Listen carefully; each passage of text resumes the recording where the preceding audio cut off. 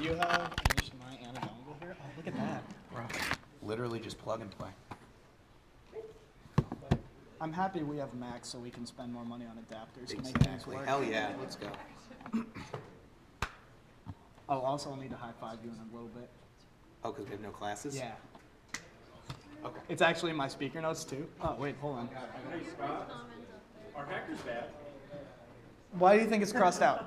That's what I thought. Yeah.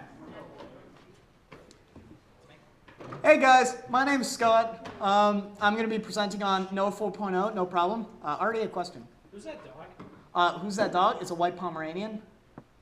You'll see him throughout every single slide on the presentation. Is it the same dog? No, never.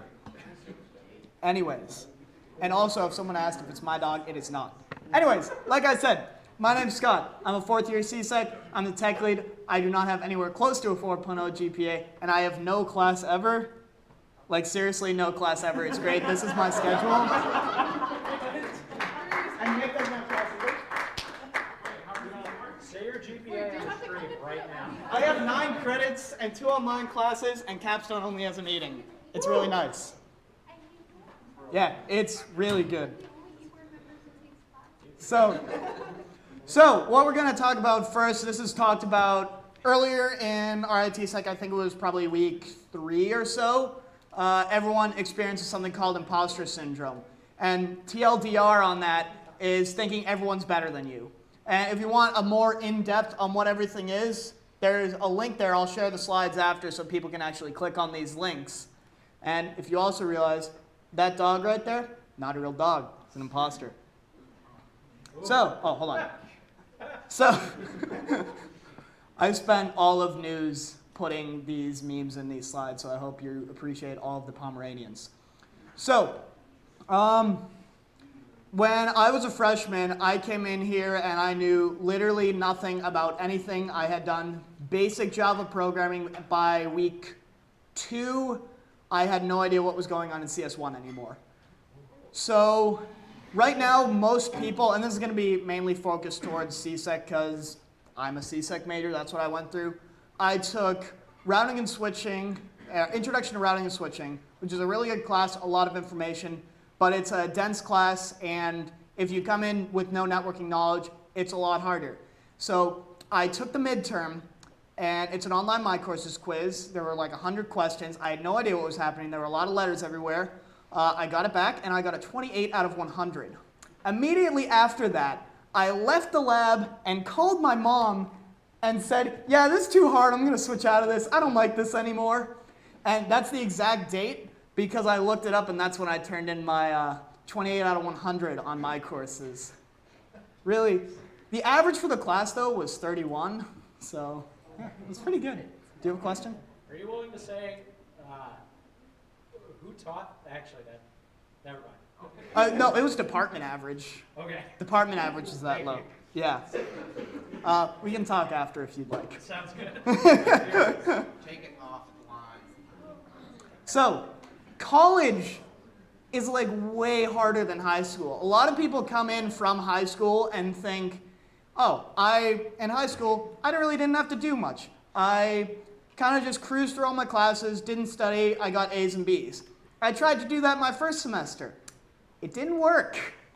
My first semester, I probably failed a couple tests. I got a D on my CS1 project. And yeah. So most people come in and you think, oh, all these people, like all these e-board members, these people presenting, everyone must have like a 4.0 and they must be so smart.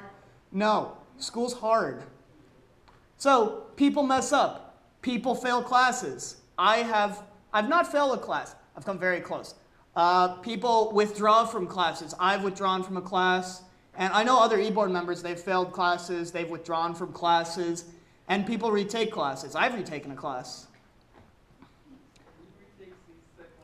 Yes. That is the class I retook. Who taught that? So that was my fault. I didn't turn in labs. Fun fact, you should do that if you want a good grade. So what I was going to say is you're not in it alone. We've all taken these classes. We've all been through Wow, mechanics is really hard. I don't know how all of this is working. Wow, these network services labs take 10 hours each. They're so long. The write-ups are so long. I don't know how to do any of this. Why is my router not working? Oh, I don't know anything about networking, which was my entire routing and switching career. I have a minor in it. So, so you ask anyone around, all upperclassmen, like if you ask me, like if you're having issues on routing and switching lab, you can come talk to me. You can come talk to probably most upperclassmen or anyone who's taking the class, and they would be willing to help. And we can also provide resources to other places that can help you. So here is the non-updated curriculum, because I can't find the updated one online, unfortunately. So this is what an old flowchart looks like. Here are all the classes. There are a lot of classes. As a freshman, you've probably taken barely any of these.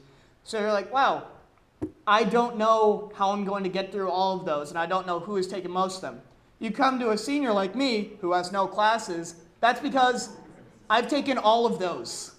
Those three right there are the only classes I have to take left. So if you have any questions on any of the other classes, I'm here, and any 4th and 5th year is in the exact same position as me, so we can help with pretty much any class you've been in.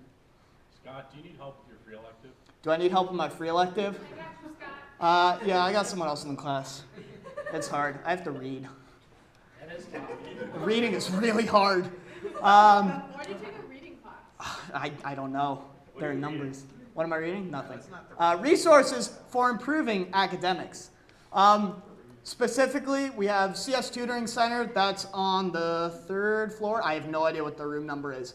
I didn't go to the CS Tutoring Center for my first year for CS1 because I'm like, oh, I don't need to go to the tutoring center.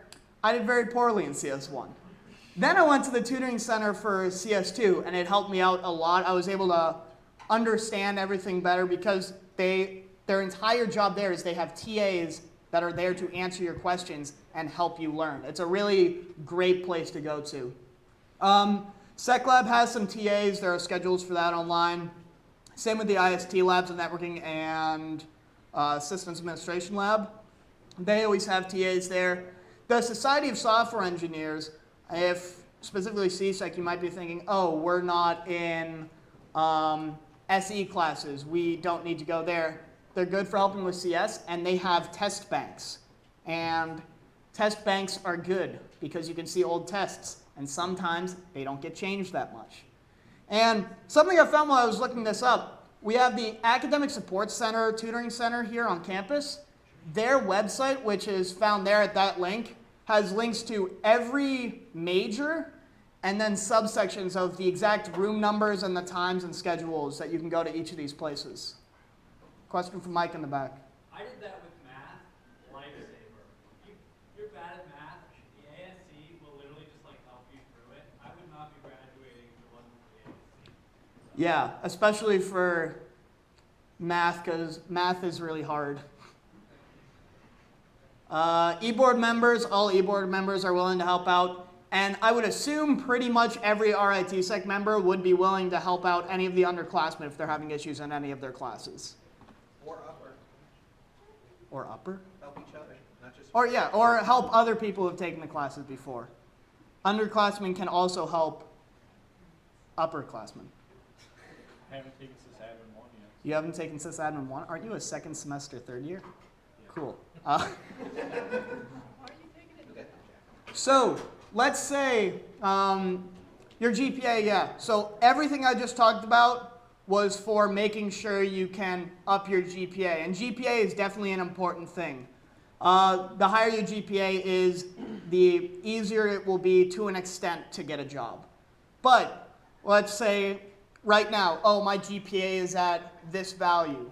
But career fair is coming up. I can't change my GPA. What do I do? So there are a couple things right here. We have projects. So actually, that link right there, we have a link to Micah's talk last semester on where to start on projects. Because if I just say, hey, just do a project, a lot of you would be like, I don't know what kind of project I could do. That will help you. It'll give a bunch of ideas on how to actually start doing projects. Or you go to things like the RITSEC Hackathon, and we'll be able to help you out with stuff there. And another thing, which is the most, in my opinion, for my resume, I don't have as many personal projects, but I have tons of competitions there. Every interview I've done, we go over a couple school things, and then we talk about competitions for a majority of it. Ben?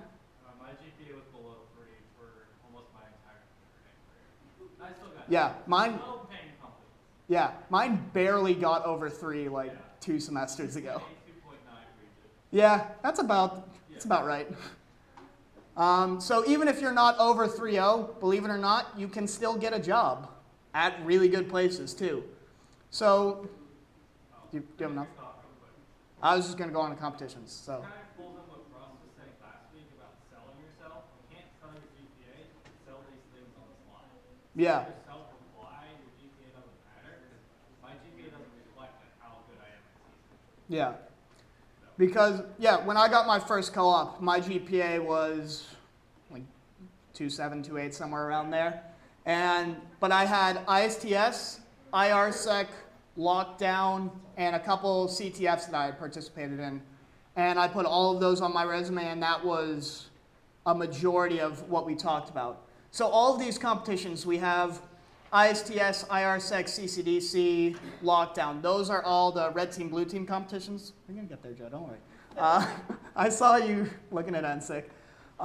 We have the red team, blue team competitions. Lockdown and IRSEC specifically are really good for beginners, and even ISTS is very good for beginners, and people can still sign up for that. We have, what, it was 2 teams? 1 to 2 left. 1 to 2 more teams can sign up for ISTS. That was the first competition I did, and I had no idea what was going on. When I went into that competition, I didn't know that you could have a Linux VM without a GUI. And yeah, right? But going into those competitions, even if you have no idea what you're doing, I think it was the best choice I made in CSEC, and it's what really drove my passion in CSEC, was doing all of those competitions. And the last one is just be involved. Like, coming to these meetings, that shows you're involved. Doing the competitions, doing projects, just everything in general, just try to stay as involved as possible. Asking questions is another huge thing. If you don't know, let's say the demos, for example, I'm going to go tech lead. If you have no idea, let's say you did the web challenges. You got maybe one of them, or you struggled to even get one. I put the write-ups out, and like I said, I have no class.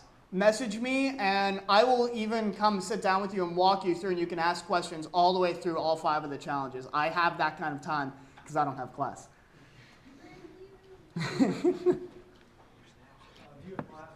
I do not have class. Just make sure everyone knows that. No class. All right. What time do you have class? What time? Never. Anyways, any questions? Questions, comments? Can you do my homework since you have so much time? No, I can't even do my own. Yeah, you can raise your hand. God damn it, I raised my hand. Are you Class E if you don't have class? Ooh. Fuck, no one laughed. Oh. I like the effort, Joe. Does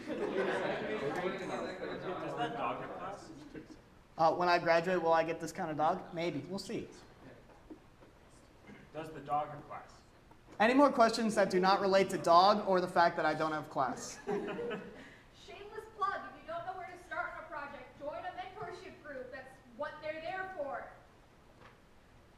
+1. Where have you worked, Scott, with your less than stellar GPA? I have a full-time offer at IBM right now that I've accepted. Ooh, get it.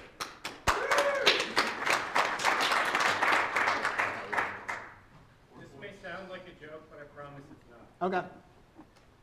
If having a really high GPA doesn't matter that much, does it mean I'm cool if I stay up really, really late and never have to go to class? So, no. I said that the GPA, it doesn't matter to not have a 4.0, but trust me, having the 4.0 helps out a lot. So if you can keep your GPA high, try to do that. You shouldn't be skipping all of your classes and just focusing on, oh, look at all these cool projects I do. Look at all the competitions I do. And then you have like a 1-2. You should try to first maintain your academics and then do your cool security stuff. All the way in the back. It's like GPA isn't the only thing, but it is a thing. Yeah, it's one of the things that helps out. It is not the defining factor. Like if you don't have a perfect GPA, it's not going to kill you. Ben? Maybe from a recruiter's perspective, if you have two resumes in front of you, someone CSEC who goes to the clubs, then does some projects, what's the differentiator? GPA of that one, right? If it's only a bullet point about your project, I know nothing else in the title, and mine are all NSA name generators from my project, so it's not descriptive at all. So like it's a bullet point, right? So GPA can be a factor, but you have to think about it. If you're looking at a resume, that's what it comes down to. Yep. And I will say anecdotally from my experience with people I've looked at, I've definitely noticed that the people I know who have maybe not as great of a GPA but a lot of really good projects and clubs, that does seem to help out in the inverse of having a really good GPA but no niche and no like what are you doing? Yeah. What are you Definitely agree with that. And just an addendum, there are certain teams, like the Collegiate Cyber Defense Conference team, that has a GPA requirement. So if you're below that, you may not be able to do some of the things that you want to do. So that's another door that gets shut. What is that? You were about Three- to ask the question, I was about 3 to answer. 3.25? That's correct. Look at that. So if you're above that, you're fine. But yeah, that. Any more questions? Questions, comments, anything? No? Cool. All right, thanks guys. Oh, also, here's my contact info. If you want to give me some money for more monsters, I'm addicted. And yeah, there's a credit for the theme. Go back, you want to take a picture of it. Do you want to take a picture?